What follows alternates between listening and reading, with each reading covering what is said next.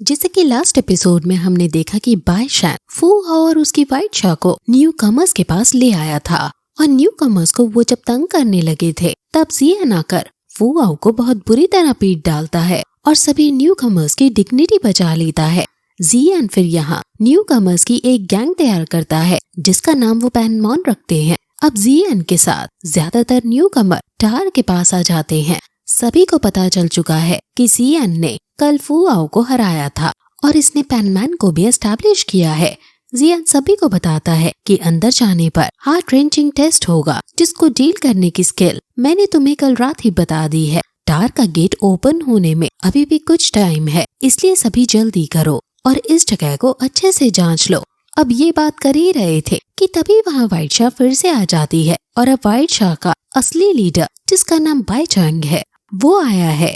वो सीधे जियान के आगे आकर उससे हाथ मिलाता है और कहता है कि मैंने बाय शैन से तुम्हारे बारे में सुना है और आज तुम्हें देखकर काफी खुशी हुई। जियान भी उससे हाथ मिलाता है लेकिन तभी बाय चैंग अपनी फायर को एक्टिवेट कर देता है और जियान भी फायर को ले आता है और दोनों के बीच हाथ ही हाथ में झड़प होती है जिसमें दोनों ही पीछे धकेले जाते हैं।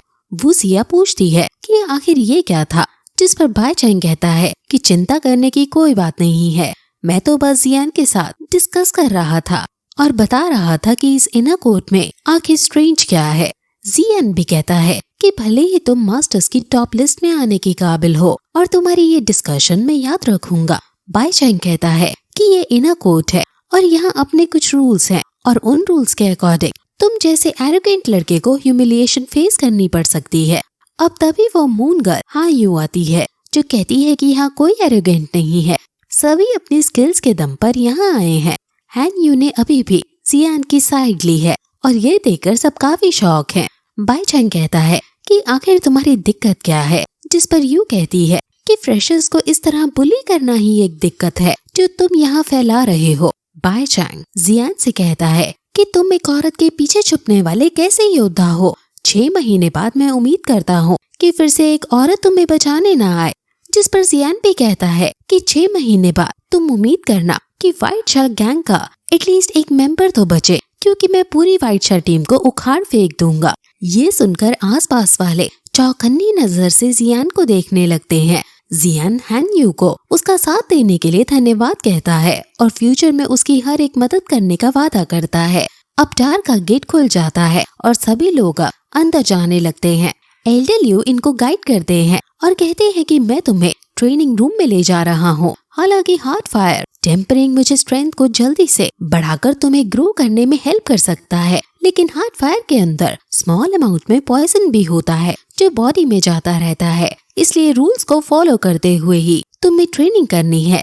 तुम्हें इस लेवल 1 पर 1 हफ्ते और उससे ज्यादा ट्रेनिंग करनी है और जब तुम फायर पॉइजन से यूज्ड टू हो जाओ तब तुम नेक्स्ट लेवल पर जा सकते हो। जितनी कम हार्ट फायर होगी उतना ज्यादा पॉइजन होगा।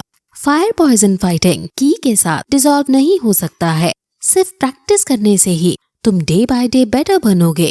तुम्हें दिन में प्रैक्टिस करके रात को रेस्ट करना है ताकि फायर पॉइजन तुम्हारी बॉडी में ज्यादा मात्रा में एक्यूमुलेट ना हो जाए।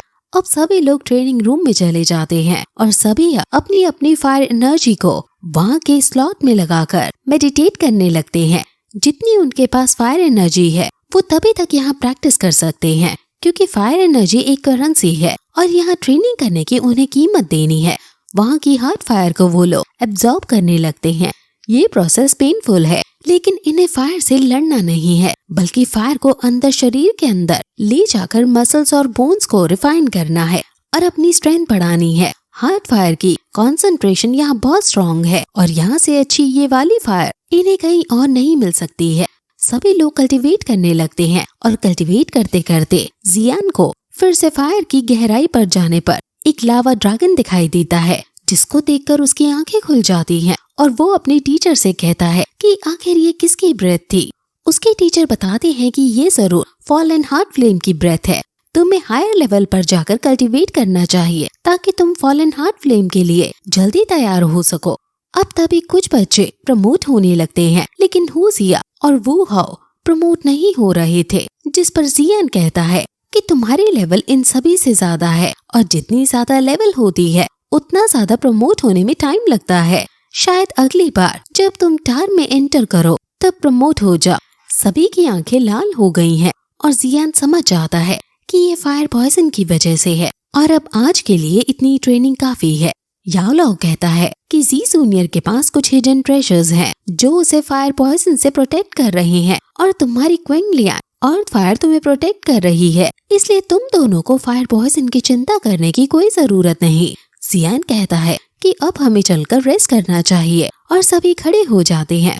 वू हाओ कहता है कि अगर फायर पॉइजन का डर ना होता तो मैं यहाँ सालों रह लेता।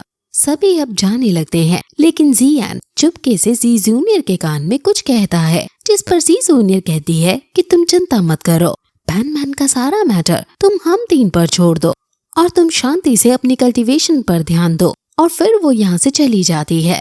अब जियान 4th लेवल पर जाने लगता है क्योंकि उसके पास ब्लू फायर क्रिस्टल कार्ड है और वहाँ जाकर वो ज्यादातर चेम्बर्स को ऑक्यूपाई हुआ देखता है, जिससे उसे पता चल जाता है कि 4th लेवल की पॉपुलैरिटी काफी ज्यादा है। और आगे चलते चलते उसे एक ट्रेनिंग रूम खाली दिखाई देता है और वो उसके अंदर जाने लगता है। आसपास के लोग उसे अंदर जाते देख हैरान हो जाते हैं और सोचने लगते हैं कि क्या ये सच में अंदर घुस रहा है। अब अंदर की एनर्जी और फायर बहुत ज्यादा डेंस थी और जियान अब यहाँ कल्टीवेट करने बैठ जाता है। अब तभी हम एक लड़की को अपने कई सारे बॉडीगार्ड्स के साथ उस रूम की तरफ आता देखते हैं और जो भी उसके रास्ते में आ रहा था उसके बॉडीगार्ड एरोगेंटली उसको पीट डाल रहे थे। अब तभी बॉडीगार्ड्स उस जियान वाले चैम्बर में पहुंच जाते हैं और कहते हैं कि आखिर किसने मूर्खता की इस प्राइवेट चैम्बर में आने की। वो जोर जोर से गेट को पीटने लगते हैं और जियान का ध्यान टूट जाता है। इस लड़की का नाम ल्यूफी है और बॉडीगार्ड कहता है कि अगर तुम बाहर नहीं आए तो तुम नहीं बचोगे। जियान बाहर आ जाता है और पूछता है कि आखिर तुम्हारा मतलब क्या है। बॉडीगार्ड कहता है कि शायद तुम यहाँ नए आए हो, इसलिए तुम्हें नहीं पता कि ये ट्रेनिंग रूम कोई यूज नहीं कर सकता। जियान कहता है कि लेकिन यहाँ पर ऐसा कहीं नहीं लिख रखा कि कोई रूम प्राइवेट भी है, कोई भी कोई सा भी रूम इस्तेमाल कर सकता है और ये सब रूल्स में लिखा है। अगर तुम मुझे दिखा दोगे कि तुम्हें स्पेशल ट्रीट दी जाने का रूल है तो मैं माफी मांगकर यहाँ से चला जाऊंगा। ये सुनकर बॉडीगार्ड को गुस्सा आ जाता है और फिर जियान और कहता है कि ऐसे बीच में किसी की कल्टीवेशन में आना और गेट को जोर जोर से पीटना कल्टीवेटर की कल्टीवेशन में विघ्न उत्पन्न कर सकता है। क्या तुम इतना भी नहीं जानते? बॉडीगार्ड कहता है कि अब शायद तुम्हारा यहाँ आखिरी दिन है। वो फिर तभी जियान पर हमला कर देता है। जियान अपनी दोनों फ्लेम्स को निकालता है और दोनों फ्लेम्स को एक साथ कंट्रोल कर पाने को देखकर वो सभी शॉक हो जाते हैं, लेकिन बॉडीगार्ड उस पर हमला करने लगता है।